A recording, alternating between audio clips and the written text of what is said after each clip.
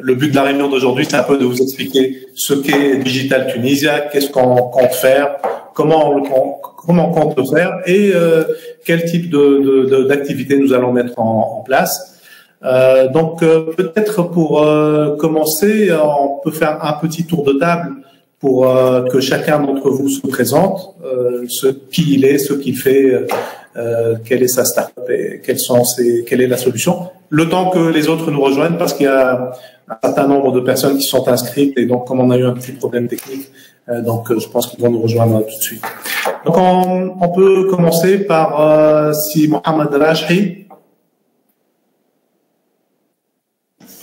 Bonjour tout le monde. Voilà. Je m'appelle Mohamed Rajhi, ingénieur doctorant en télédétection. Je représente aujourd'hui la startup TerraSense. Nous sommes spécialisés dans le Smart Weather. Voilà, donc notre solution elle est basée sur des stations agroclimatiques pour des informations et données en temps réel et précises sur l'état de la l'humidité du sol et du climat, en plus en utilisant des images satellitaires pour augmenter la précision et la résolution spatiale. Merci. Merci beaucoup, c'est Mohamed. C'est Mohamed Maki. Alors, bonjour. On s'est rencontrés cette semaine. Moi, c'est Mohamed Makmal, je suis le CEO de la startup Airways.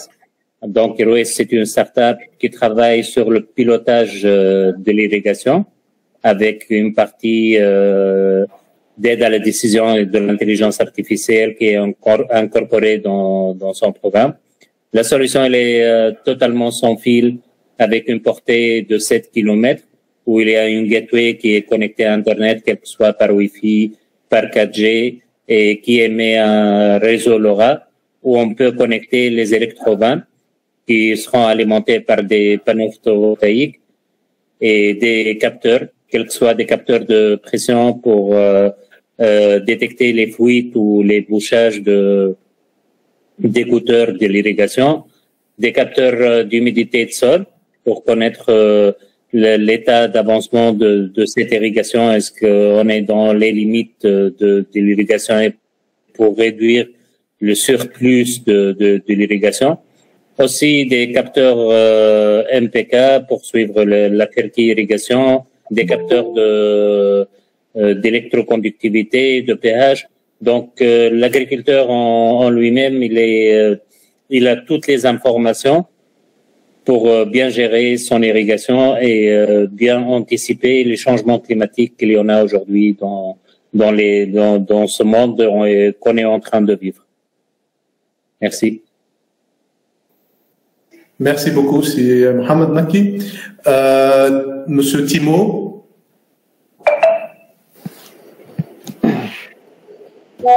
Oui, bonjour à tout le monde, enchanté, je suis Timo van der Beek. Je représente le laboratoire Laserafrique en Tunisie. Nous avons conçu une solution pour en fait aussi gérer l'irrigation, mais non pas à partir des données du sol ou bien du temps, mais à partir des informations qu'on récolte des plantes elles-mêmes. Donc c'est une nouvelle façon de regarder vers l'irrigation, puisque c'est la plante maintenant qui va décider combien elle a besoin d'être irriguée ou pas. Parfait, merci beaucoup.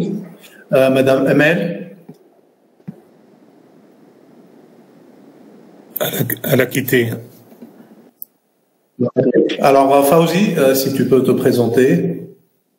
Fawzi Mofti, je suis associé à CCA International. Je suis expert en accès au marché. Voilà, je travaille sur ce projet en tant que... Et plus. Merci. Sourour. Je suis Sourour Haweli, je suis la chargée de projet Digital Tunisia. Donc, je suis membre de l'équipe CCA International. Bonjour à tout le monde, merci d'être là. Voilà, donc aujourd'hui l'idée c'est de présenter Digital Tunisia et comment les entreprises peuvent candidater à ce projet-là. À la fin de cette présentation, nous allons ouvrir nous allons donner la parole pour des questions et des réponses, et nous sommes nous quatre là pour vous répondre à vos questions, et toutes les questions sont bonnes à poser. Donc juste, je commencerai ma présentation par une parole qu'avait donnée Satya Nadella, qui est le CEO de Microsoft, et qui dit que dans un monde hyperconnecté, les entreprises qui restent locales risquent de disparaître. L'internationalisation n'est pas une option, c'est une nécessité pour les entreprises technologiques. Donc, ceci pour montrer que l'internationalisation est quelque chose de très important actuellement. Elle est nécessaire, elle est obligatoire. La présentation se fera sur 4 aspects. La présentation de Digital Tunisia en bref, les objectifs, les secteurs ciblés, les pays ciblés, les partenaires, les conditions de candidature, les activités, à quoi on a droit, la préparation, le déroulement des activités, l'appel à candidature, comment il peut se faire. Nous allons aussi présenter un peu les résultats de la première initiative qu'on a eu à faire il y a 2 ans de ça, au Sénégal et en Côte d'Ivoire, pour vous montrer un peu des résultats tangibles par rapport à ça. Et suite à cela, il y aura les questions et réponses. Alors, Digital Tunisia, en bref, c'est un projet qui est soutenu par Stesia International et qui est soutenu par le projet KOF, qui lui-même est financé par l'Agence française de développement et qui a été mis en œuvre par Expertise France, qui est installée en Tunisie. Alors, pour ceux qui ne connaissent pas Expertise France, c'est une organisation française qui assiste techniquement les entreprises qui souhaitent faire des projets. Alors, elle a plusieurs projets en Tunisie et un des projets s'appelle KOF. La durée de ce projet est de 15 mois. Ça a commencé en décembre 2024 où il y a eu la signature de la convention avec 5 entreprises tunisiennes et se terminera en février 2026. Donc, on parle de 15 mois. Nous, en tant que Digital Tunisia et Stesia International, notre projet consiste à appuyer 11 startups tunisiennes. Alors, 3 secteurs ont été ciblés. L'agritech, 5 entreprises sur le Sénégal, toutes. EdTech, l'Education Technology, Mauritanie, 3 entreprises. Et HealthTech, Mauritanie, 3 entreprises aussi. Donc, 11 startups, 3 secteurs et 2 marchés. Nous avons pris l'option d'aller vers le qualitatif depuis la première session et pour nous, c'est beaucoup plus tangible, beaucoup plus impactant. Je vous montrerai par la suite les résultats. Alors, les objectifs de ce projet, c'est d'appuyer les entreprises technologiques tunisiennes à s'internationaliser au Sénégal et en Mauritanie à travers un processus qui comprend une préparation à l'accès au marché, un appui à l'élaboration d'une stratégie d'internationalisation qui cible ce marché-là, mais ça pourrait aussi s'élargir sur l'Afrique de l'Ouest ou sur d'autres pays, si cela nous le permet. La sélection et la mise en relation avec des partenaires locaux. Nous allons sélectionner des partenaires qui peuvent matcher avec vos besoins et un soutien lors de la phase de négociation. Alors, quand vous voyez ces objectifs-là, vous voyez qu'on est en amont, avant la mise en relation, pendant la mise en relation et après la mise en relation avec les partenaires. Deuxième objectif, c'est d'appuyer les acteurs de l'écosystème entrepreneurial tunisien à développer des partenariats avec leurs pairs, que ce soit au Sénégal ou en Mauritanie. Alors, quand on parle d'écosystème entrepreneurial, c'est toutes les organisations, tous les organismes d'appui technique tunisiens qui pourraient travailler avec l'écosystème entrepreneurial ou bien du Sénégal ou bien de la Côte d'Ivoire. Alors, ce projet-là prend en charge les frais de préparation des startups, que ce soit l'étude de marché qu'on va faire, la formation, l'accompagnement des entreprises qu'on va sélectionner, les frais d'organisation des événements au Sénégal et en Côte d'Ivoire. Donc, il y aura l'organisation d'événements sur place, le billet d'avion pour une personne par startup, les frais d'accompagnement post-mission. Ce que nous ne prenons pas en charge et qui sera pris par la startup, c'est les frais du séjour et de repas au Sénégal, le timbre de voyage et l'assurance voyage. Alors, les activités que nous proposons sont les suivantes.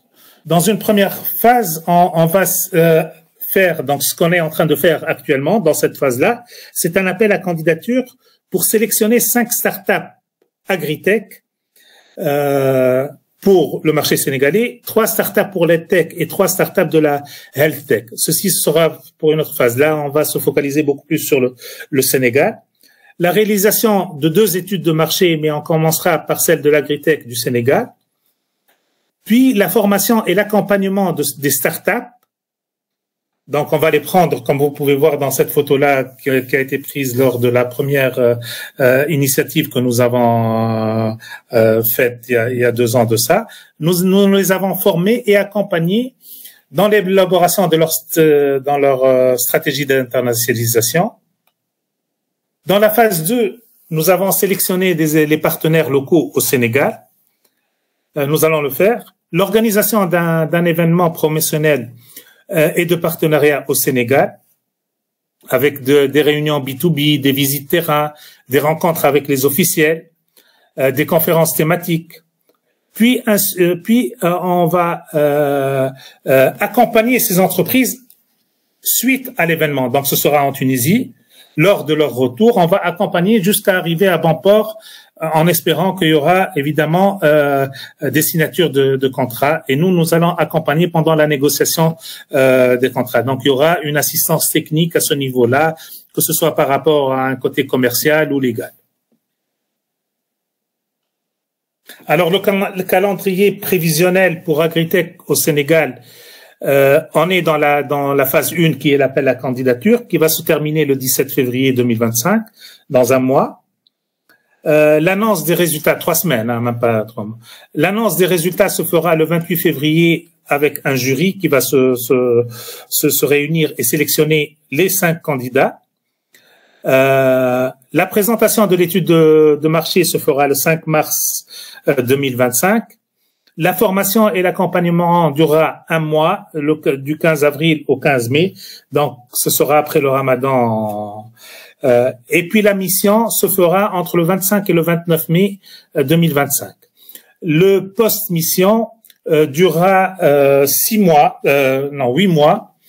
Et il durera de juin 2025 à février 2026. Pour la Mauritanie, c'est à peu près, il y aura un décalage par rapport à l'appel de candidature. Il commencera le 15 mars et finira le 15 avril. L'annonce des résultats se fera le 28 avril. La présentation de l'étude se fera le 17 juin. L'accompagnement sera fait du 8 septembre au 8 octobre et la mission est prévue entre le 19 et le 23 octobre 2025.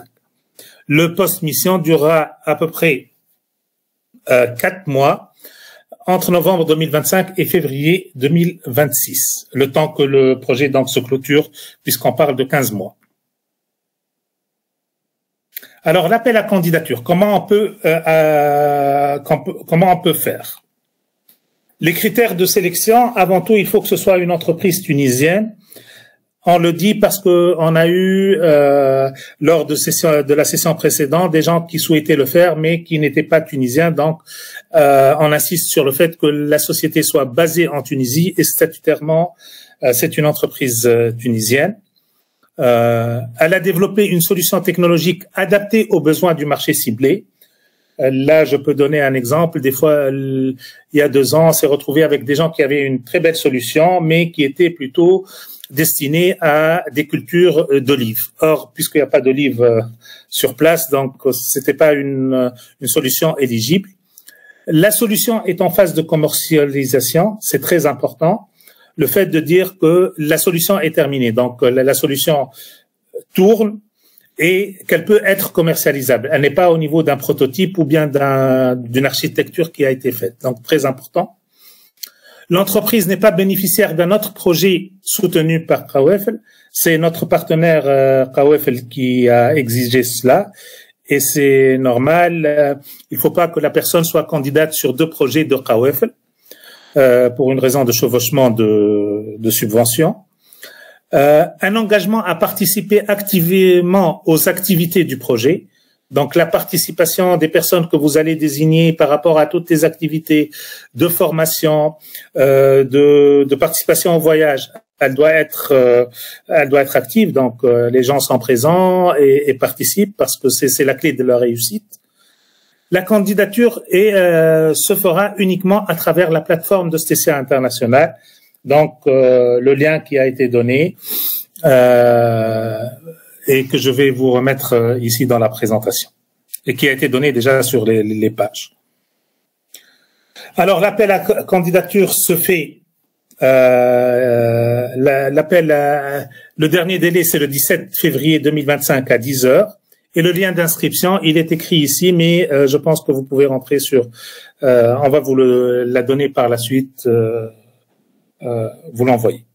Alors juste pour, on voudrait insister à ce niveau-là sur le retour d'expérience qu'on a eu au niveau de l'expérience qui a été effectuée sur la semaine de l'agritech au Sénégal. Donc on a effectué cette semaine de l'agritech, mais auparavant on a fait tout un travail de vulgarisation de l'agritech tunisienne au niveau des journaux et des médias sénégalais. Donc, il y a eu des articles qui ont été écrits. Tout ça, c'était pour préparer un peu la venue de la délégation. Donc, il y a eu des articles. Nous avons fait un catalogue qui comprend toutes les entreprises. Nous avons fait des formations auparavant, comme vous pouvez voir. Alors, au niveau de la Côte d'Ivoire, ça a été après la même chose et la Côte d'Ivoire est venue grâce aux premiers résultats qui ont été donnés par le Sénégal. Donc, Expertise Front nous a donné cette possibilité d'effectuer la semaine du Sénégal. Et là aussi, nous avons pu rencontrer vraiment des officiels de très haut niveau. Nous avons été reçus au niveau du ministère de l'Agriculture par le chef de cabinet du ministère. Il y a eu la réunion. Nous avons pu présenter tout ce que la technologie tunisienne présente comme solution. Nous sommes allés aussi à la Polytechnique, à l'école supérieure d'agriculture de Yamoussoukro, et nous avons aussi pu présenter nos solutions. Et juste par retour d'expérience, et je pense que Walid peut partager cet avis, c'est que nous avions des solutions compétitives par rapport à d'autres pays. Donc, je pense qu'on a notre place là-bas parce qu'on a des solutions adaptées à des marchés qui sont à peu près les mêmes que les nôtres. Donc, je pense que ça, c'est très important à savoir. Voilà, je vous remercie par rapport à votre écoute. Les liens, vous pouvez nous suivre sur notre page LinkedIn, Showcase Digital Tunisia, Facebook, le lien, il est ici. Et nous sommes, nous tous, à votre écoute pour toute question. Jack Ma, le fondateur d'Alibaba, avait dit les frontières de l'économie mondiale sont en train de disparaître. L'innovation n'a pas de limite et l'Afrique est un continent où le futur se construit aujourd'hui. Donc c'est un encouragement de notre part pour participer.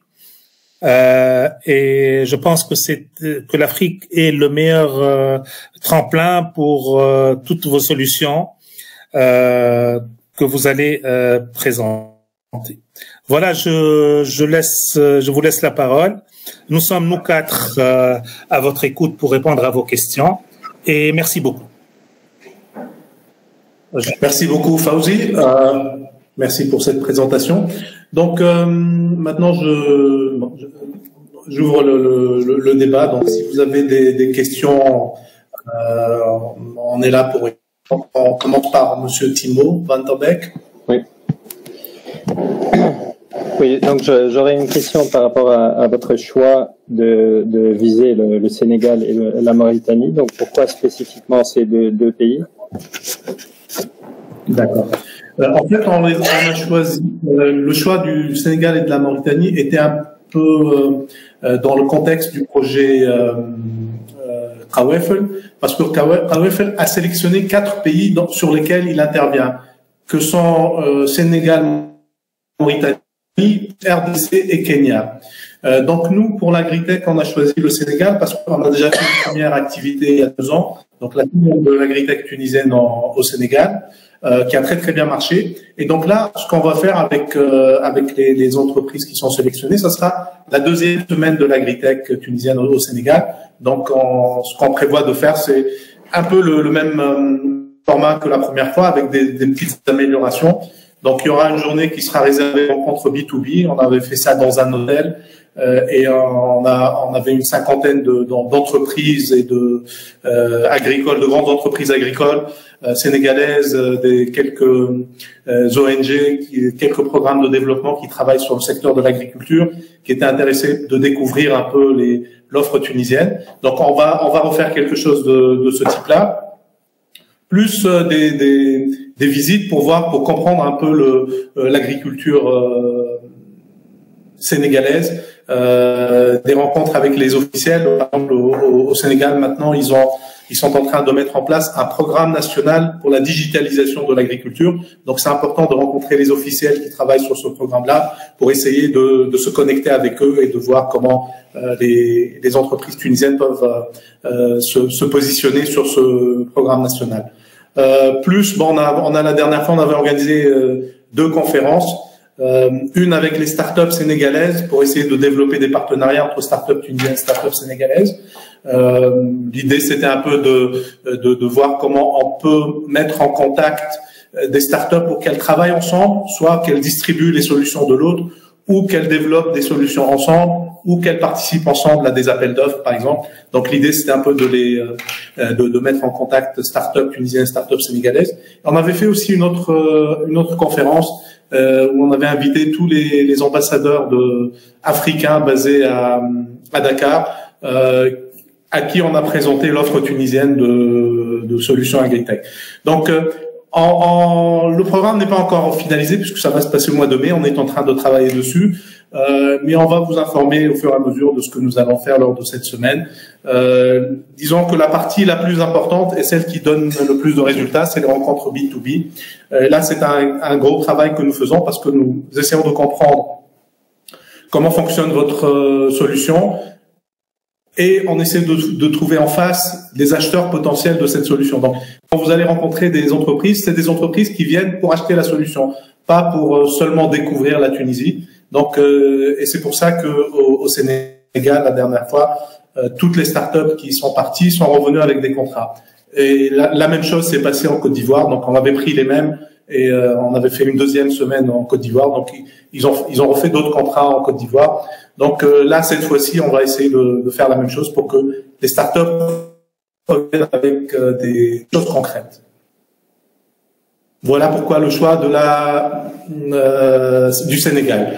Pour le choix de la Mauritanie, donc on a choisi deux autres secteurs qui sont Health Tech et EdTech, parce que dans la proposition, on nous avait demandé de ne pas choisir un secteur.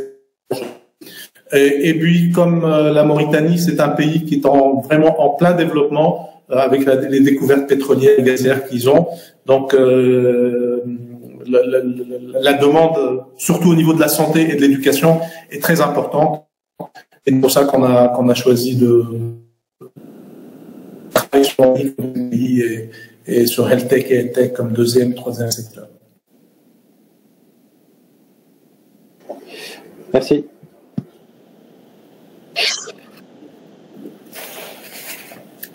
D'autres questions?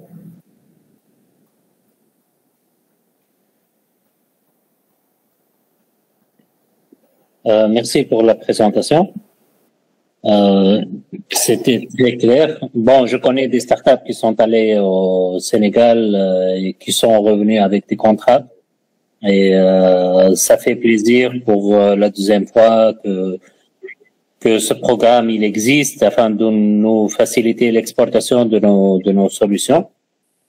Et surtout que ça se base sur l'ouverture du marché sénégalais. J'espère aussi que le Côte d'Ivoire sera inclus cette fois aussi pour voir. Pour le moment, non. Pour le moment, c'est seulement le Sénégal pour la Green. On l'espère après. Oui.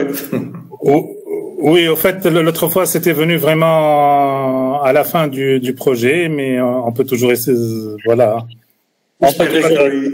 Voilà, et les deux sont réussis, et pourquoi pas la Côte d'Ivoire. C'est clair. C'est clair que c'est un potentiel. Pour le moment, c'est la candidature et les startups qui sont présentes aujourd'hui sont, je vois 3 startups, mais le programme il est ouvert à toute startup agritech tunisienne. Oui. Bon, en fait, pour la réunion d'aujourd'hui, il y avait 40 inscrits, mais bon, je pense qu'il y a eu un petit problème technique pour faire parvenir le lien de la réunion. Mais bon, on est en train de l'enregistrer, on va le mettre en ligne. Donc, on a déjà beaucoup qui sont intéressés par le programme. Donc, mais on va la publier cette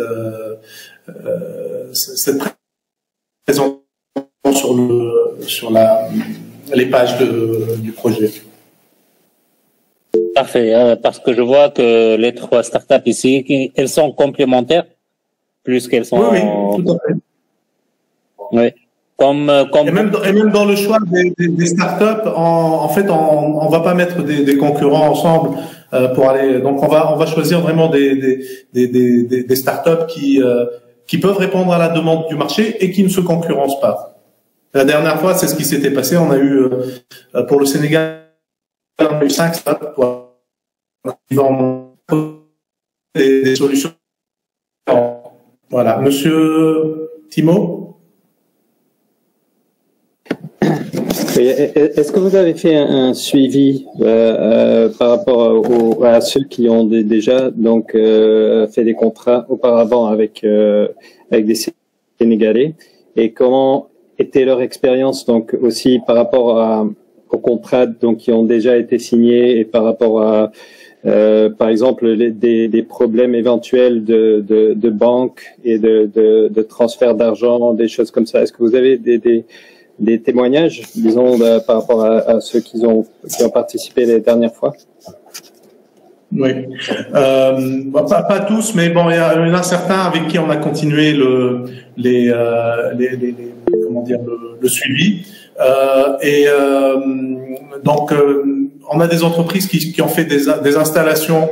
Je donne le cas d'une entreprise qui a travaillé avec une fondation qui travaille pour les petits producteurs. Et donc, c'est cette fondation qui a fait l'investissement du système qu'ils ont mis en place là-bas.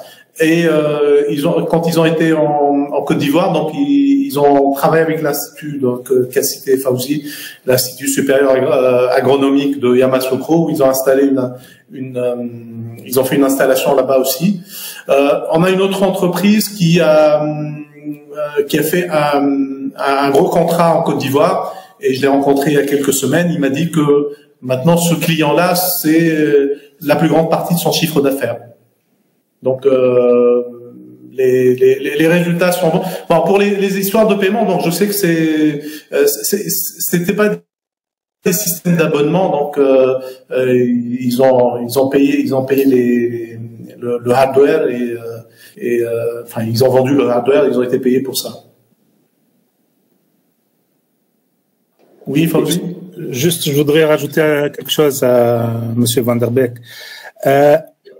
Au fait, pendant les formations dont on a parlé, qu'on va faire en amont, on va parler entre autres comment devra la société travailler par rapport à tout ce qui est paiement, etc. Donc, l'aspect contractuel est très important. Ceci étant, juste pour vous rassurer, le franc CFA est un franc qui se change rapidement. Il n'y a pas de problème de change entre l'Afrique et la Tunisie. Mais ceci étant, il faut connaître comment ça se passe. Et notre travail en amont, avant avant d'aller là-bas, c'est de vous dire comment le système de paiement se fera. Donc, la préparation se fera aussi à ce niveau-là, que ce soit un aspect culturel, comment il faudra les aspects culturels de la négociation, que ce soit les aspects culturels, là-bas sur place, mais aussi les aspects financiers, comment on devra gérer cette relation commerciale. Donc, ça fait partie de la préparation pour que ce soit réussi, évidemment. Et c'est pour ça qu'on parle d'une formation. C'est pas une formation spécifique au Sénégal et comment se passe le système financier. Je ne sais pas si on a répondu à vos questions, Monsieur Van der Beek. Oui, non, c'est environ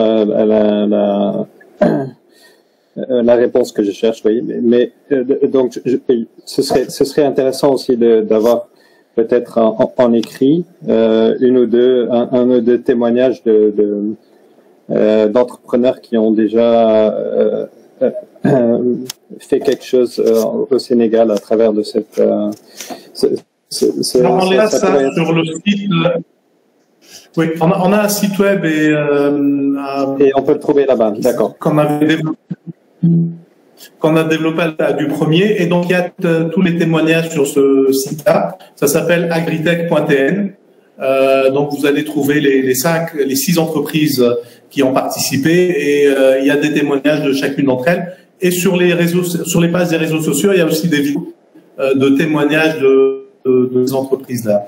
Et je pense peut-être on pourrait peut-être les publier sur le Digital Tunis pour montrer un peu ce qui avait été fait la première fois.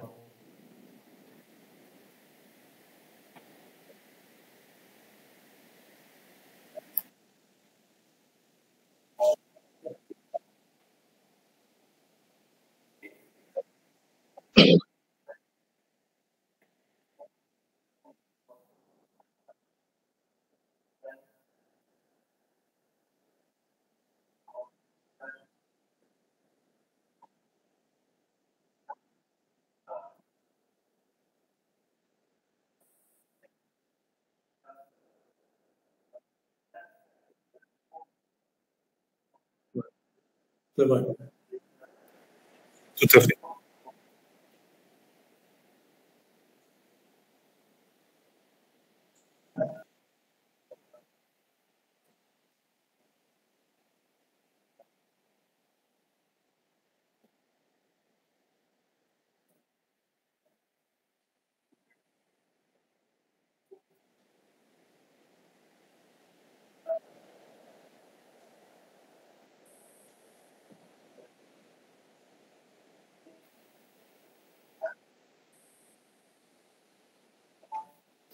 Tout à fait, Adl, tu as tout à fait raison. Oui, je confirme. Alors, je vais aborder c'est étude de marché, donc on est en train de faire. Donc c'est une étude qui va concerner l'agritech et qui va présenter les pistes, l'organisation du marché, les types, etc. Sauf que dans la formation qui va être faite, on va vous aider à mettre en place une stratégie d'internationalisation. Et ça sera basé sur les résultats de l'étude de marché.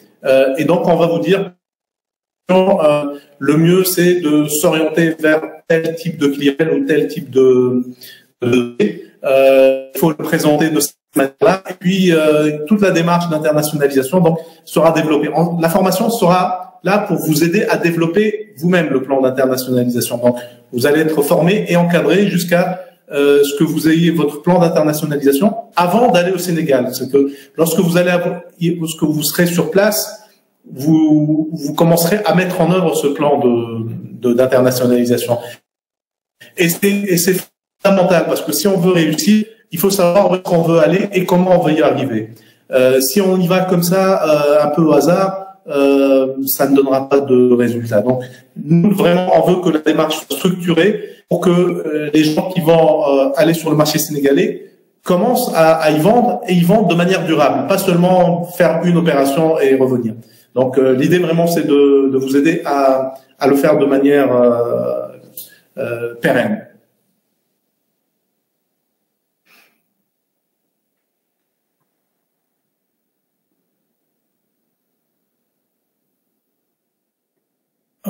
Est-ce qu'il y aurait d'autres questions ou d'autres commentaires?